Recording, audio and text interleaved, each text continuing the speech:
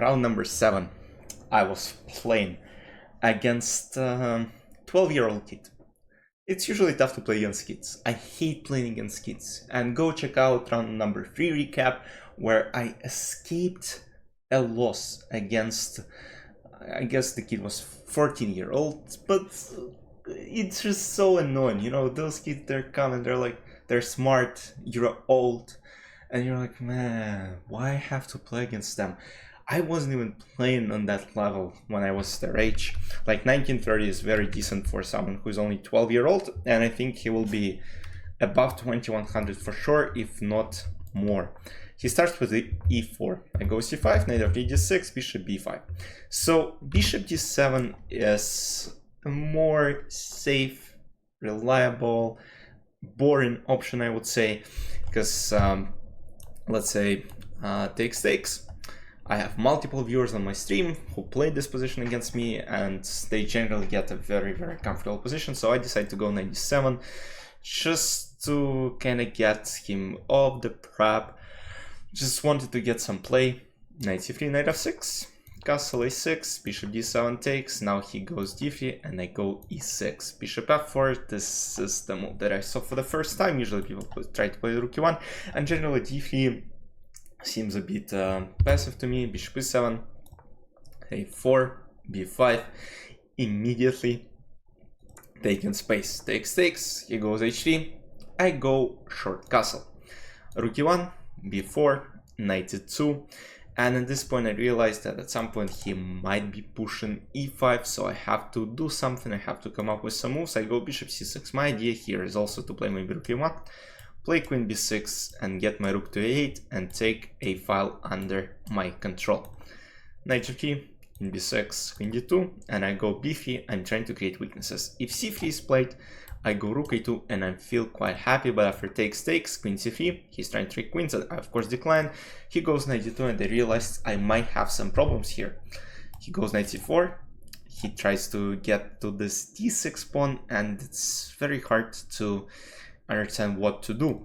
So I go d5, f3, and I felt quite good because it's very, very tough to understand where to place pieces next.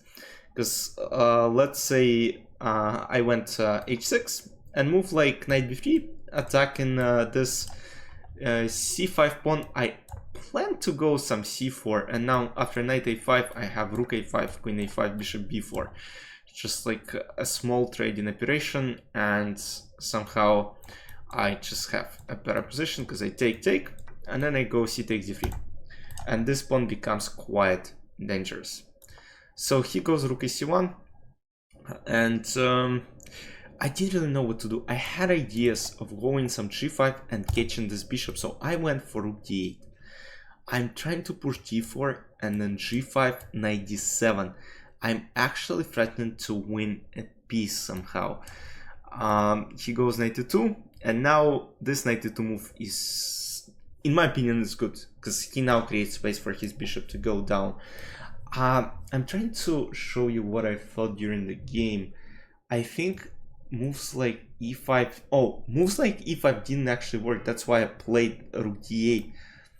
Maybe not because of that, but d4 was one of the main ideas. And now king c2, knight d5, and it's very hard to defend this piece because after knight e2, I can play g5, bishop h2, and knight f3. And suddenly the position is extremely, extremely bad. Like takes, and I can go rook b8, and suddenly I'm taking the pawn. And if something like knight c1, trying to protect, I go bishop d5, put in extra pressure, b2 pawn will be taken, and I'll win.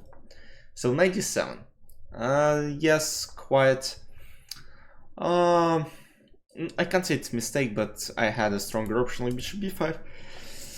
I didn't know why it was stronger, because yes, when you have computer, you kind of see what it wants, but even bishop b5, in my opinion, I mean, it's not something that I really understand.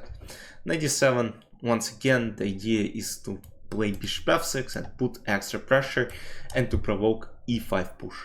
So he goes king h1, now I go bishop f6, takes. Once again, if I take immediately rook d8 in between, and I risk losing this game. King h7 and b takes e3. Position is actually completely lost. He has 2 rooks and a piece. It's hopeless for black, so I take and now e5. Bishop e7, and now I provoked e5. He has some weaknesses. He goes d4. Bishop b5 here would have been an extremely strong move, but there is something like this to be aware of. And knight c5, there is knight d4, but yeah, knight d3, and suddenly it looks like I just won the game. But I didn't see it. I play c4, and now after b3, it's still winning. I play bishop b4, queen c2, and now I play takes, and knight b6. I saw c takes b3. The funny thing that I saw it, the problem here is I saw this line takes b2. And now I saw this knight c3 move, and I didn't really understand. Like, rook a1 is something that I didn't really want to play, because now b1 takes, and it looks like it will be a drop, even though it looks a bit dangerous for. Okay, it doesn't look dangerous because I think I just take on d4, but still, you know, you're a down opponent at the very moment, so you gotta come up. You gotta first take it. Let me show you what could have happened. So queen c6 takes b2. Rook b6 is not possible, so this pawn has to be stopped different way, knight c3. And now I had this rook a3, and once again rook c8, king h7. This doesn't work because once again this knight is very useful because it blocks b8, it blocks b6, and I'm just completely winning. So if knight b1, now I go rook a1, and suddenly there's no way to again protect from this rook h1 and b1. What else could have played? Yeah, there's just not much, because if rook c8, king h7, once again, this I can just take, and it's a win. But after bishop d2 takes, knight b6, knight c4, and this is no longer this winning. I'm better, but it's not like a huge advantage. Bishop b4, queen h4, trying to put some pressure on d4 on the king side. Now he plays bishop e1, queen g5, and here I prepared once again a little trap. I want to take the pawn and then print knight to e3 with a fork and win a pawn. He goes f4, which I kinda predicted, and now queen g2, brilliant queen sack, just to take the queen back, and now I'm up a pawn. Opposite colored bishop, yes, but I have a more active position. Takes rook a3, king g4, bishop b5, knight g3, g6. Still, like, gotta be a bit careful, which I wasn't.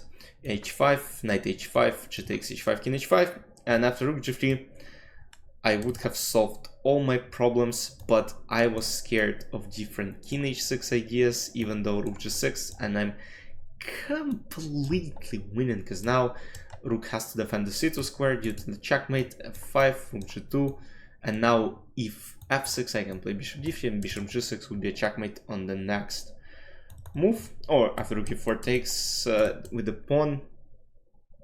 How do I take it? It looks like, yeah, actually let me show you quite a cute line. So with rook e4, what happens is, here if I take, it's a stalemate, so you have to take this way, and after d5 there's still a pawn move, and now it's a checkmate. So, but after king h5 I played king h7. King g5, king g7, I played this move just to avoid king f6, because if king gets to f6, you never know what might happen.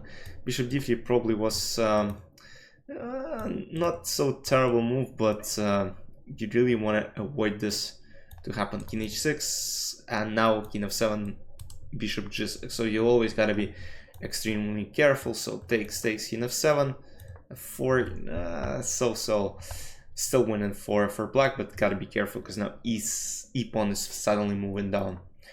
King g7, rook g1, and what I played here is insane. So I played the move here which blunders all my advantage completely. I should have played bishop f5, and after I was scared of this, king f6, and then let's see, if I go bishop g6, I was a bit scared of this, where I of course shouldn't be scared. So yes, I allowed something that I allowed the position to be equalized.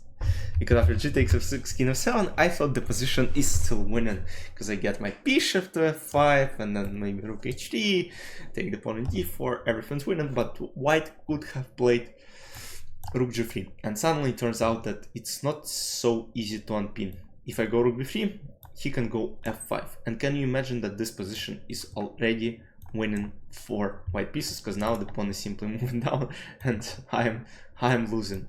But it was extremely hard to find. And actually rook g3 is not that hard to find. Like the f5 move might be hard to find, but rook g3 is just to pin it, just to make sure this pawn is potentially moving down. And yeah, I was doing a lot of nonsense. Rook c1, bishop c4, rook b1, and this was the final mistake, because now he allowed me to check. King h4, rook g8, and now I take on f6, I go rook h8, I take on the h pawn, and here my opponent admitted he's lost. The point is now there's no way to protect this pawn. King h5 is the only move, and now I can go bishop e2, king h4, rook h6, and I take the pawn, I get to f5, bishop d3, bishop e4, and slowly take this, promote 2 pawns, and win the game. Just like that. Once again, a bit lucky, 5 out of 7. Not a bad score. And in round number 8, I was playing against, let's say, 1800, 1900 opponents, which was an extremely interesting game. You'll see it tomorrow. Hope you enjoyed this one. Once again, extremely lucky, as always. Bye-bye.